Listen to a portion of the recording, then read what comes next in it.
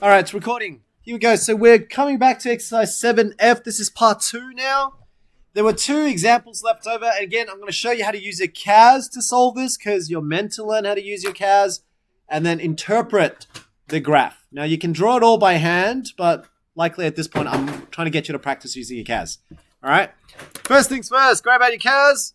You've got an equation. Every time you're doing an application question and you're given an equation, I want you to define it. And it means that you're going to type it once and you're not going to have to type it again. Okay, so here we go. How do you define it? Grab out your CAS. Remember, which one don't you use?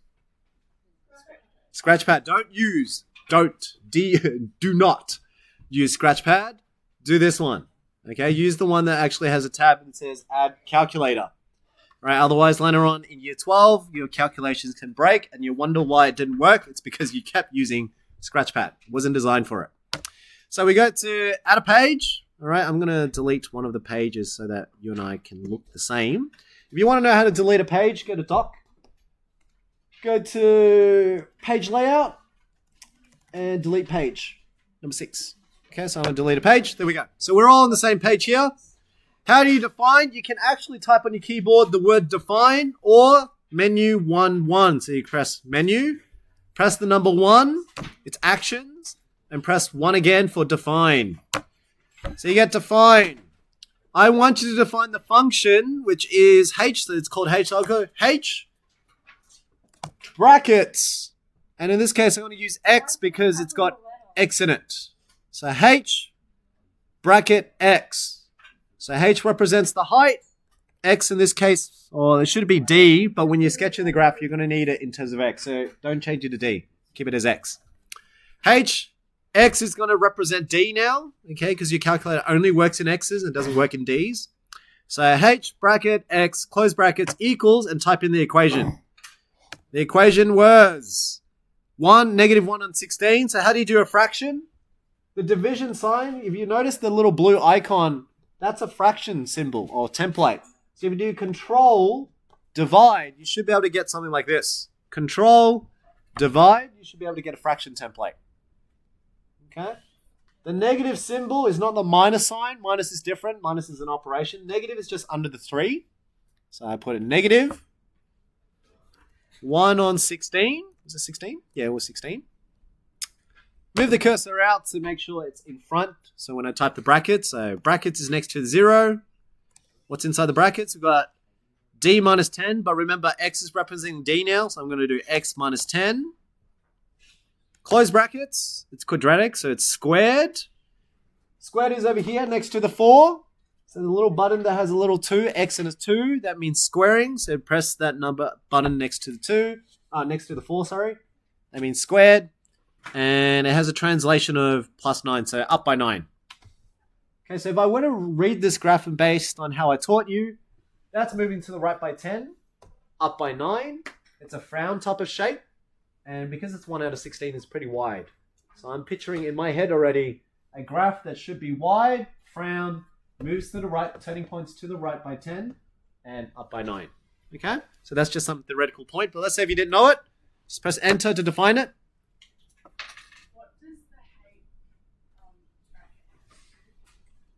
What it does is that every time you now type the letter H, it knows that it's going to, and especially you do H bracket X, what it does is it retakes this entire thing. Instead of typing it again, H is easier to type.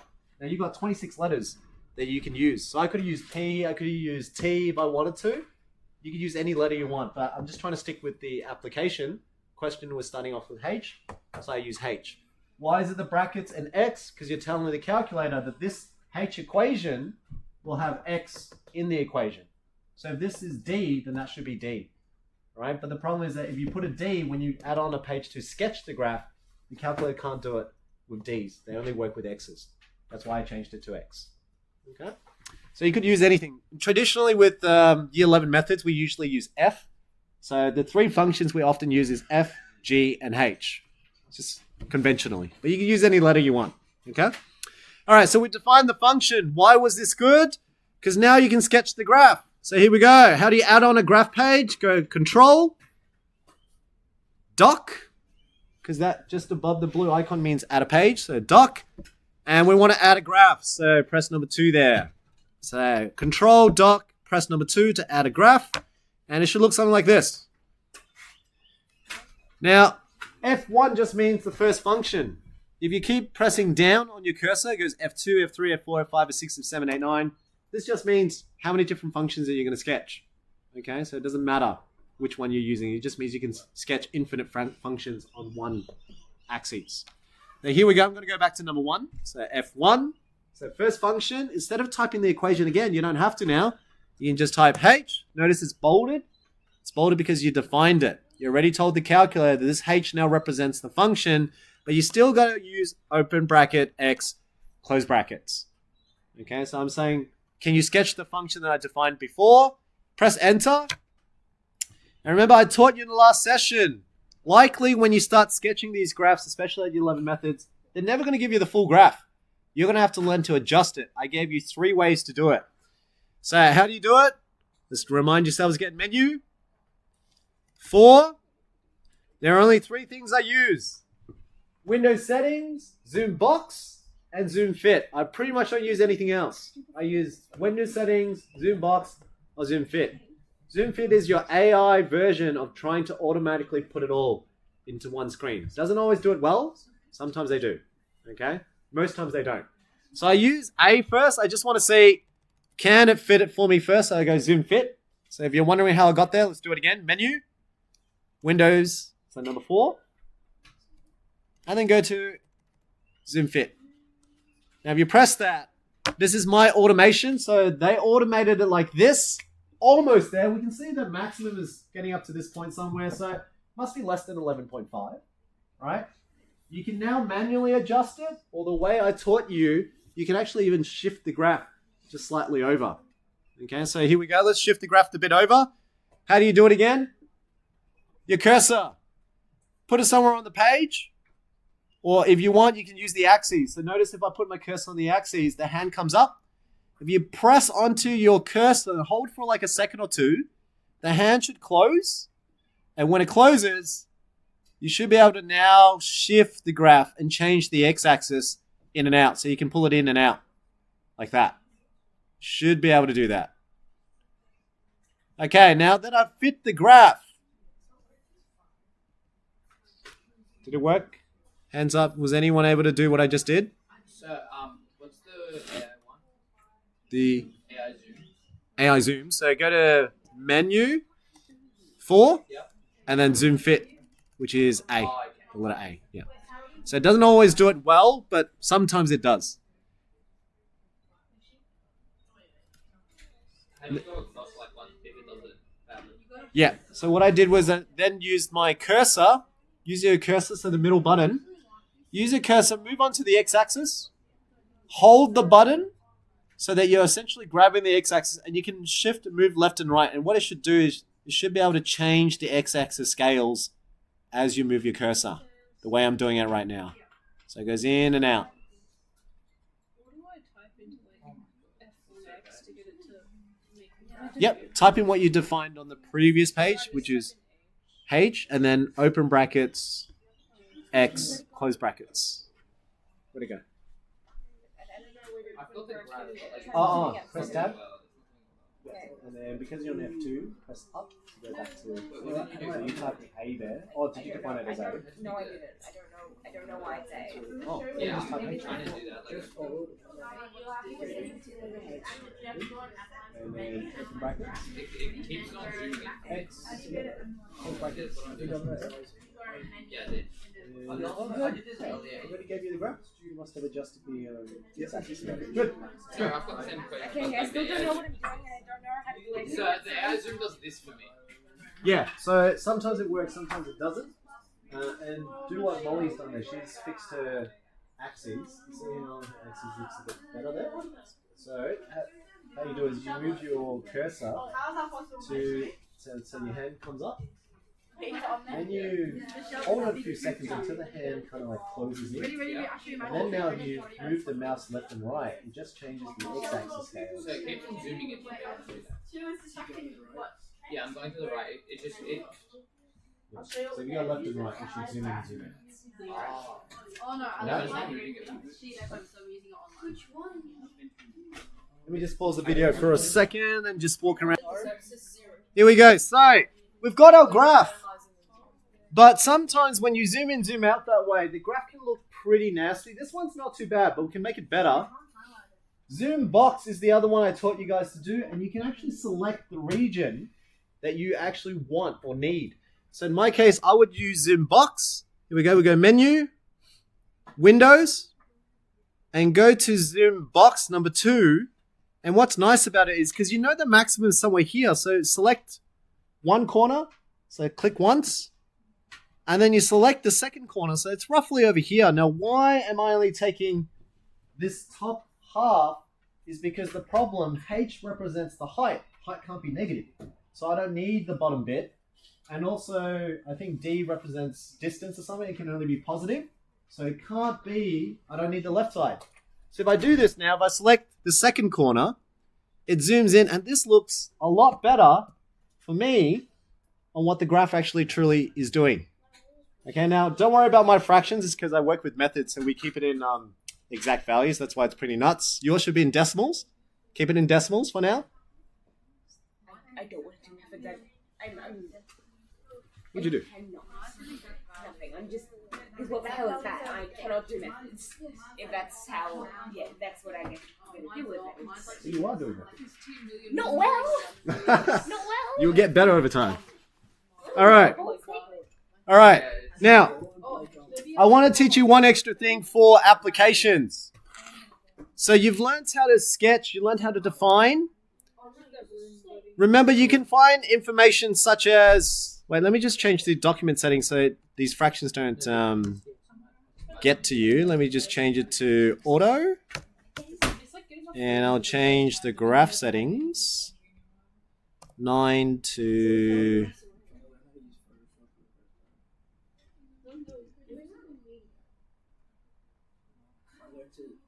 Oh.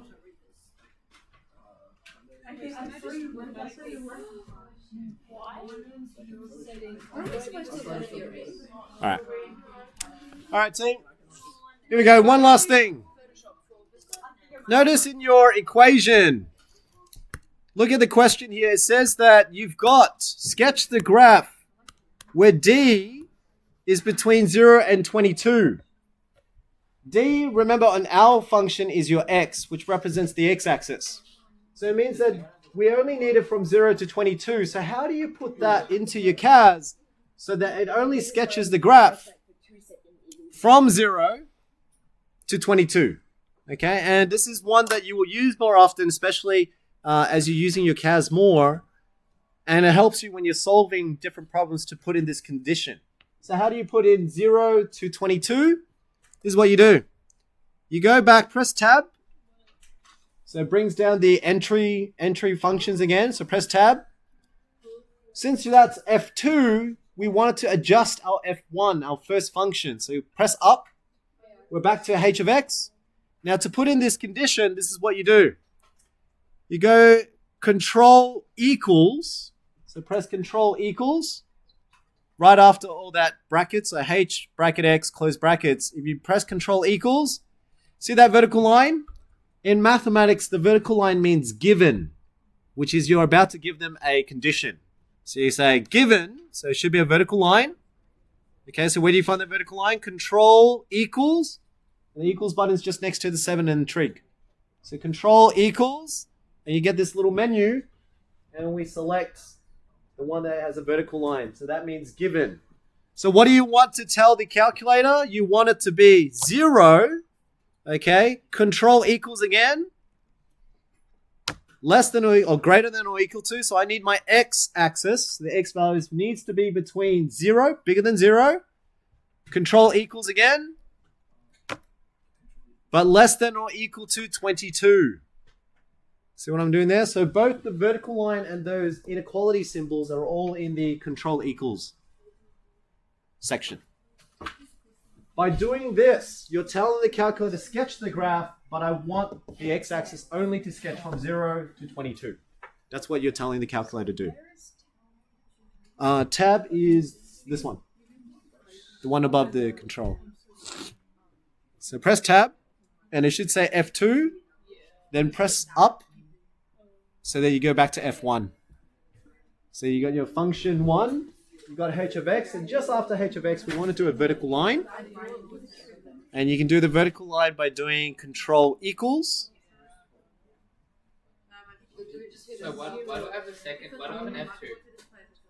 Oh, that's natural. When you press tab, it naturally jumps to F2. So if you press up, so if I press down, for example, then I get F2, or down again, I get F3. So I'm just going back to F1. And that's the condition I pretty much typed in before. And notice that the graph is now from 0 to 22. Like, so, is it supposed to be like curvy bracket and then? No. So if you actually type in control equals the vertical line. Like, Okay. so I've got the equation, but when I press enter, it just jumps to F2 and doesn't do the Yep, so you're going to edit F1 entry. So Yeah. to get there, press tab again, get to F2. No, so like I'm at F1, I've got the stuff entered, but when I press enter, it's just not doing. It's just not changing the graph. Oh, that's because your function is A. I think your function was meant to be H, wasn't it? Yeah. Yeah, it's H. So your entry, is that the graph, is it? That's F3. For some reason, I've got F3. F3. Oh, you typed in F2, that's why. Oh. Yours is in F2. Yeah. Okay, so if I go, You can actually cut that top and paste it as well. So Control X cuts it, and you can do Control V and it pastes it from there. but I can also just add an enter page here, right? Yep. Alright. Yeah. Oh yeah, true. Yes. Yes, you can do that too. That's true. That's smarter.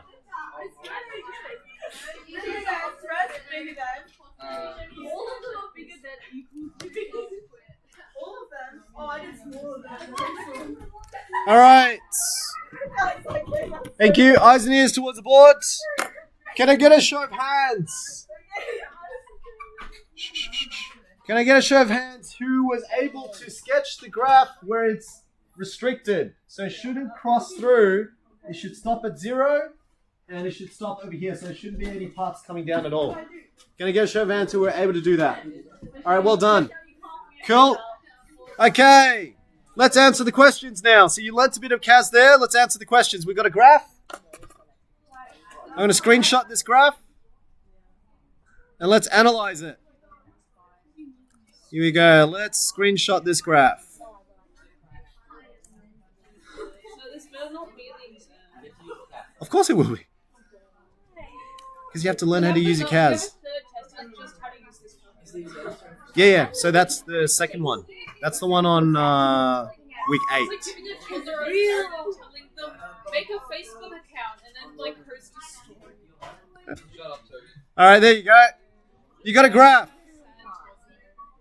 Shh. All right, let's answer the question.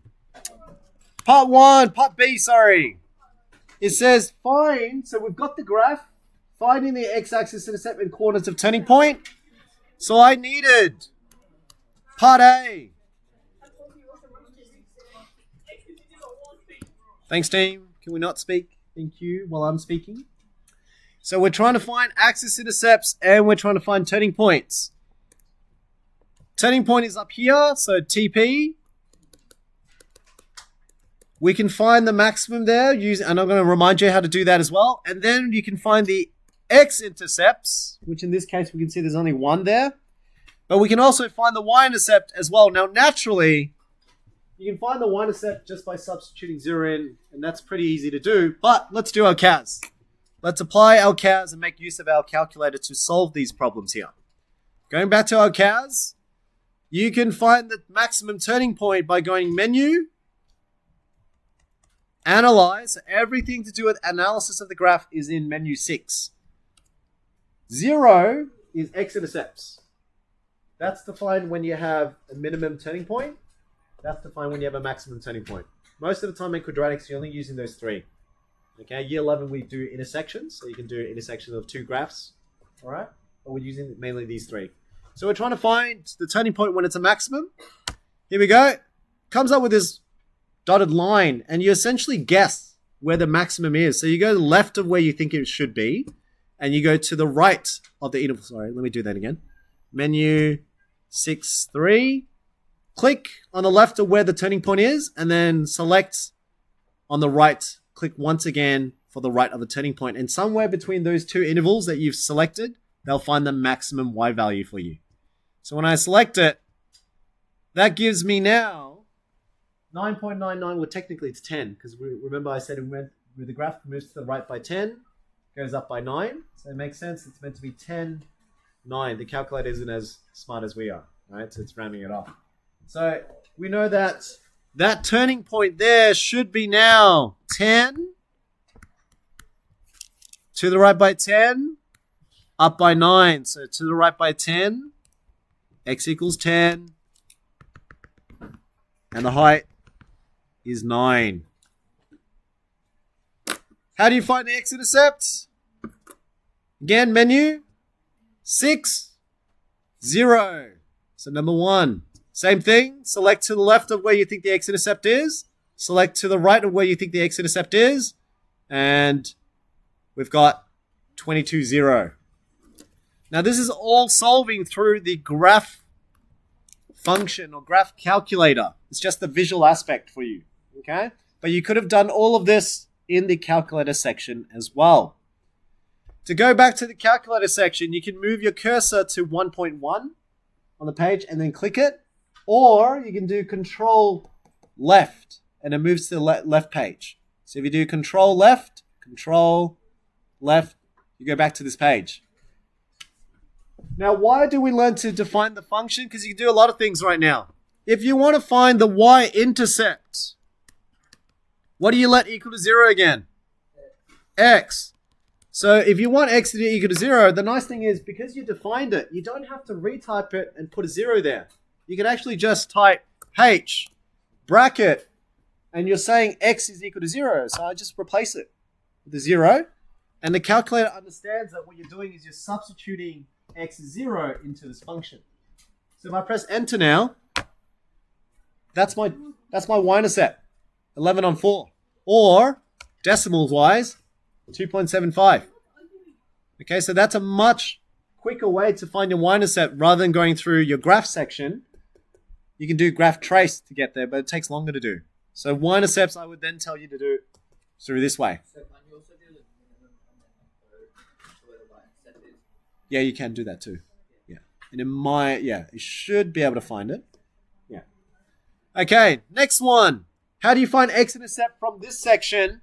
X-intercept is when y equals 0. So normally, you let this entire thing equal to 0. So you would normally say h of x is equal to 0. But instead of doing that, you can type this now. You can type solve. I want you to calculate now for me the x-intercept. Go to menu, algebra, which is solving. Okay, so we're going to go algebra, menu, algebra, solve. So menu 3, 1. And I can say let y equal to 0. Because remember, that is your y. That is the y coordinate. So h of x is y. If you let it equal to 0, I'm just saying let h of x equal 0. And I'm telling the calculator, I want you to solve for x. So how do you say solve for x? Comma. There's a comma button next to the letter O over here. So comma, x, close brackets. So what am I saying in this calculator line? I'm saying for the function h of x, I want h of x to be 0. And I want you to solve that equation. So solve means solve that equation, but solve for what? Comma x says, I want you to solve for x. Because later on, you can have other parameters like a, b's, and c's. Or if it's a straight line equation, you could say m or c. So you might be able to say comma m, comma c. Depends on the question. Yeah? So if I press enter now, notice that it's -2 and 22. Why is there -2? Because the graph, naturally, if I didn't put in the conditions before, the graph would have crossed at -2 and 22. So what I'm saying is, this graph here, had I not put in this condition 0 to 22, see the graph? It would have touched the x-axis on this side as well. So that's -2, and that's 22 over there. All right, so you can do it on a calculator algebraic level, and you can do it graphically as well. That is pretty much all you need to know at a year 10, even at year 11 level. Most of the skills that you learn at the start of the year is that. So sketching, zooming in, zooming out, how to adjust the graph, defining the function, and then solve and factorize. Those are the kind of things. The other things I taught you was how to complete the square as well. It's all in the algebra menu that you can try. Okay? So answering the question. Back to this one now. What is the maximum height of the javelin reach? What's the maximum height? So read the graph. What's the max height? 9, not 10. A lot of students say 10. Doesn't make sense. Height was h. This is h. H-axis. So it's actually 9. So 9 is your height. So it's 9. In this case, it's 9 meters. What horizontal distance does a javelin travel? So when does the javelin finally land on the ground? It lands on the ground when the height's 0. So it lands after 22 meters distance. That's how far it's gone when it finally hits the ground. So when the javelin finally hits the ground, that's how far it's gone.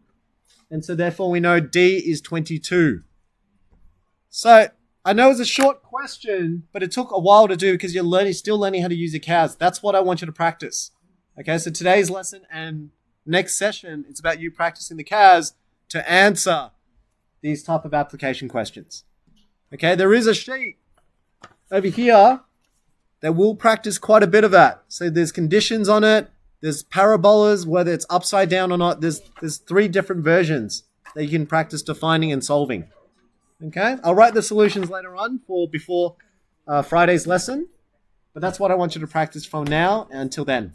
Cool? I'm going to stop the video.